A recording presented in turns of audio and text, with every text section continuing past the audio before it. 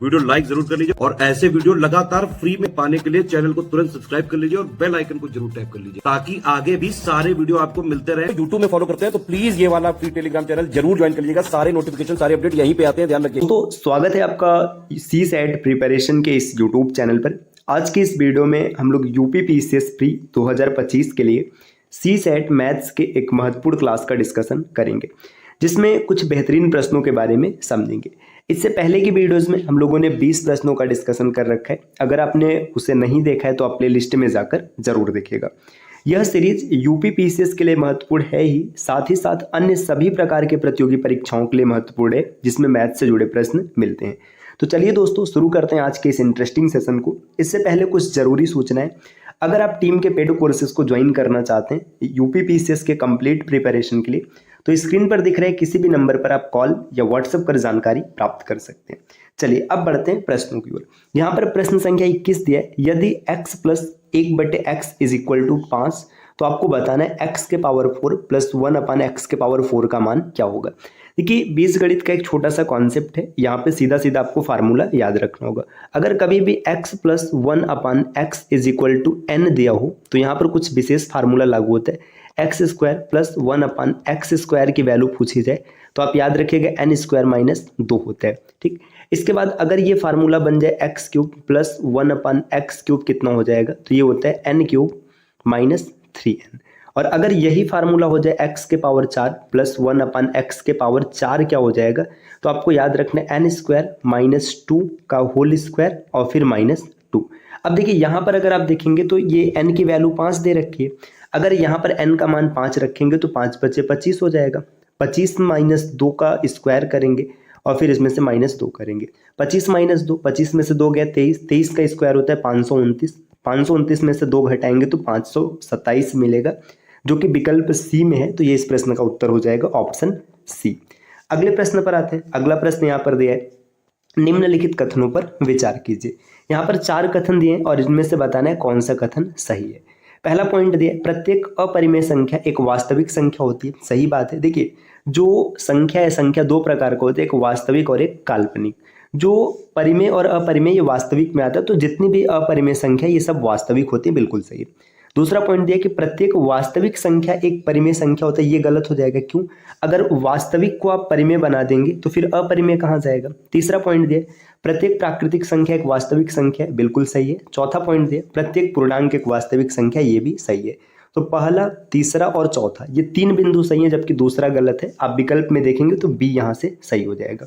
अगला प्रश्न यहाँ पर दिया, एक समद्विबाहु त्रिभुज की 3 भुजाएं कुछ इस प्रकार है, x + 1, 9 - x और 5x - 3 से निरूपित की जाती है। तो ऐसे कितने त्रिभुज संभव है। देखिए अब यहाँ पर क्या बताया जा रहा है कि समद्विबाहु त्रिभुज है, मतलब 2 भुजा आपस में क्या होंगे, बराबर होंगे। देखिए अगर हम x + 1 = 9 - x देखें तो यहाँ पर एक इक्वेशन मिलेगा, मतलब देखिए ये 2 भुजा बराबर हो गया। अगला कंडीशन क्या कहता है, अगला कंडीशन हो जाएगा 9 - x = 5x + -3 है, इसको रख लेते हैं। और तीसरा कंडीशन हो जाएगा 5x - 3 और प्लस बराबर हो जाएगा, प्लस नहीं होगा, बराबर x + 1। ये देखिए हमने क्या किया कि हमने 2 भुजा को बराबर करके चेक कर लिया।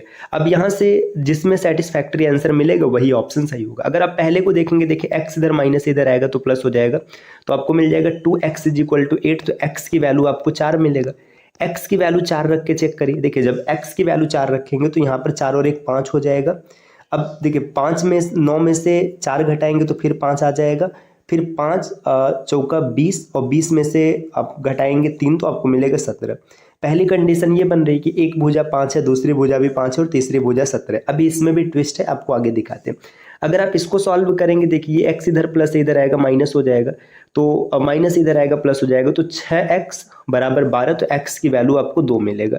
x की वैल्यू जब 2 आप रखेंगे, देखिए यहाँ पे x की वैल्यू 2 रखेंगे तो 3 हो जाएगा, यहाँ पर 7 हो जाएगा, 5 दूना 10, ये भी 7 हो जाएगा। तीसरे कंडीशन को देखिए, ये इधर आएगा तो माइनस हो जाएगा, 4x = 4 हो जाएगा, तो x की वैल्यू 1 हो जाएगी। x की वैल्यू जैसे ही आप 1 रखेंगे तो क्या मिलेगा, यहाँ पे देखिए 2 और फिर 8 हो जाएगा, 5 × 1 = 5 में से 3 गया 2। अब देखिए 3 त्रिभुज पॉसिबल है, 5 × 5 = 17, 3 7 7 और 2 8 8। अब देखिए ये वाला और ये वाला गलत हो जाएगा। क्यों क्यों गलत हो जाएगा? क्योंकि एक कॉन्सेप्ट ये कहता है कि त्रिभुज की जो दो छोटी भुजाओं का योग होता है वो हमेशा बड़ी भुजा से बड़ा होना चाहिए, या फिर मतलब दो भुजा का योग क्या होगा कि एक तीसरी भुजा से बड़ा होगा। जैसे यहाँ पे देखिए 5 5 10 देखेंगे तो तीसरी भुजा 17 से छोटा है तो ये गलत हो गया। 2 2 4 8 से छोटा, ये गलत हो गया। लेकिन यहाँ पे आप चाहे जैसे देखेंगे ये हमेशा बड़ा ही है। इसे देखिए 7 3 10 तीसरी भुजा से बड़ा है, 7 7 14 बड़ा है। तो ये एक पॉसिबिलिटी है जब ये संभव होता है, तो यहाँ पर ऑप्शन 20 का सही उत्तर बनेगा। तो 7 सेंटीमीटर 7 सेंटीमीटर और 3 सेंटीमीटर यही संभव होगा, या फिर मीटर में। आप ऐसे भी समझिए ना, जैसे एक भुजा आपने 17 बना दिया, जब आप 5 को ऐसे ऊपर खींचेंगे तो कभी टच ही नहीं कर पाएगा। क्योंकि समझिए जब ये 17 से बड़ा होगा इन दोनों का सम, तभी तो ऐसे ऊपर जाके टच करेगा। तो इस वजह से एक ही कंडीशन है। प्रश्न संख्या 24 दिया है, यदि एक बारंबारता बंटन में किसी वर्ग की निम्न और उच्च सीमा क्रमशः 10 और 40 है तो वर्ग का मध्य बिंदु क्या होगा? देखिए निम्न सीमा 10 है और उच्च सीमा 40 है, तो मध्य सीमा क्या हो जाएगा? तो जो मध्य सीमा होता है, मिड पॉइंट होता है, ये लोअर और प्लस हाइयर अपन 2 होता है। 10 और 40 को जोड़ेंगे तो 50 हो जाएगा, 50 का आधा 25, विकल्प ए इसका उत्तर हो जाएगा। अगला प्रश्न दिया है, दो गोलों के पृष्ठ क्षेत्रफल का अनुपात 4:9 है, तो आपको बताना है उनके आयतन का अनुपात क्या होगा। देखिए पृष्ठ क्षेत्रफल, गोले का पृष्ठ क्षेत्रफल होता है 4 पाई आर स्क्वायर, और रेशियो निकाल लीजिएगा 4 पाई कैपिटल आर स्क्वायर। अब यहाँ पे ध्यान दीजिएगा 4 पाई से 4 पाई कट गया। ये जब यहाँ पे छोटा वाला आर रखते हैं और फिर बड़ा वाला आर रखते हैं, इसलिए बड़े आर का मान अगर 9 है तो आर की वैल्यू 3 आ जाएगी और यहाँ पर 2 आ जाएगा। अब आयतन निकालेंगे 4/3 पाई आर क्यूब से, तो ये 8 हो जाएगा और ये 27, मतलब 27 रेशियो 8, विकल्प 20 का उत्तर हो जाएगा। अगला प्रश्न है, 3 से विभाज्य संख्याओं को छोड़कर 1 से 99 तक की गिनती में 5 कितनी बार आएगा। अब आप इसको फार्मूले के माध्यम से भी कर सकते हैं और बेसिक तरीके से इसका हल भी निकाल सकते हैं। पहले ये समझिए कि 1 से 5 तक अगर आप 1 से 99 तक अगर आप गिनती लिखेंगे तो 5 कितनी बार आएगा। देखिए 5 कहाँ कहाँ आएगा, 5 में आएगा, 15 में आएगा, इसके बाद 25 में आएगा, 25 के बाद 35 हो गया, 45 हो गया, 55 है, 65 में आएगा, 65 के बाद 75 में आएगा। देखिए 65, फिर 75, 85 और 95, यहाँ तक 5 आएगा। इसके बाद देखिए 50 में आएगा, 50 के बाद 51, 52, 53, 54, 55 तो आपने पहले ही लिख रखा है, 56, 57, 58, 59। देखिए 5 इतनी बार आएगा ओवरऑल। अगर आप 1 से 100 तक गिनती लिखेंगे या 99 तक लिखें तो 5 इतनी बार आएगा। अब जो 3 से विभाज्य उसे हटा दीजिए, जैसे 15 हट जाएगा, है ना। 15 के बाद 45 हट जाएगा, 45 के बाद 75 नहीं गिना जाएगा, 75 के बाद 51 नहीं गिनेंगे, 54 नहीं गिनेंगे, 57 नहीं गिनेंगे, है ना। इसके बाद सब गिना जाएगा। देखिए कितनी बार हो गए, 1 2 3 4 5 6 7 8 9 10 11 12 13 14, तो 14 इसका सही उत्तर विकल्प बी हो जाएगा। अगले प्रश्न पर आते हैं। प्रश्न संख्या यहाँ पर दिया हुआ है 27 कि विविक्त चर और सतत चर दो प्रकार है। तो जो विविक्त चर और सतत चर है ये तो सीधा थियोरेटिकल पॉइंट है अपमानात्मक वर्गीकरण के। तो जो क्वांटिटेटिव क्लासिफिकेशन है ये होता है, विकल्प डी इसका उत्तर हो जाएगा। अगला प्रश्न यहाँ पर दिया है, प्रश्न संख्या 28 है कि 5 घड़ियां क्रमशः 3 4 5 6 और 7 सेकंड के अंतराल पर बजती हैं, किसी समय एक साथ बजने की कितनी देर बाद फिर एक साथ बजेगी। आपको एक छोटा सा पॉइंट याद रखना है, जब कभी भी ऐसा कोई प्रश्न पूछे कि अलग अलग समय देकर सबको एक साथ लाया जाए तो आप हमेशा एलसीएम करेंगे। तो 3 4 5 6 और 7 का एलसीएम कर दीजिए। देखिए 7 6 42 हो जाएगा। जैसे आप 42 लिखेंगे तो इसमें 3 शामिल हो जाएगा और 4 में से 2 भी शामिल हो जाएगा।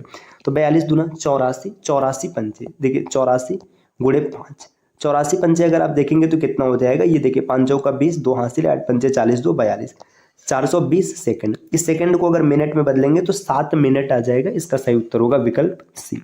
अगला प्रश्न दिया, एक वृत्त जिसमें त्रिज्या खंड और विभिन्न परिमाणों को निरूपित करता है वह कहलाता है। देखिए आपने देखा होगा आयत चार्ट में आयत होता है, बारंबारता बहुभुज ये नहीं होगा।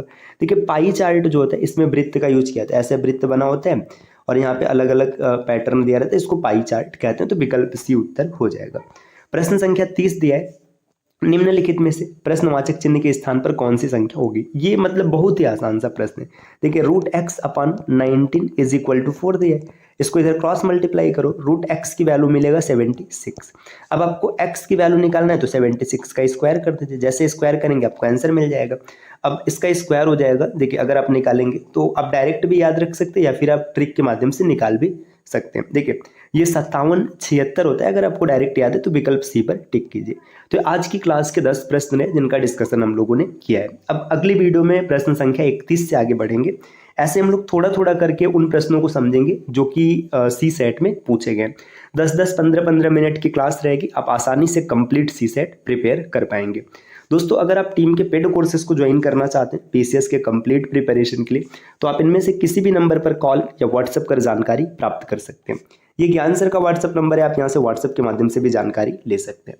मिलते हैं आपसे नेक्स्ट वीडियो में कुछ नई इन्फॉर्मेशन के साथ, तब तक के लिए नमस्कार।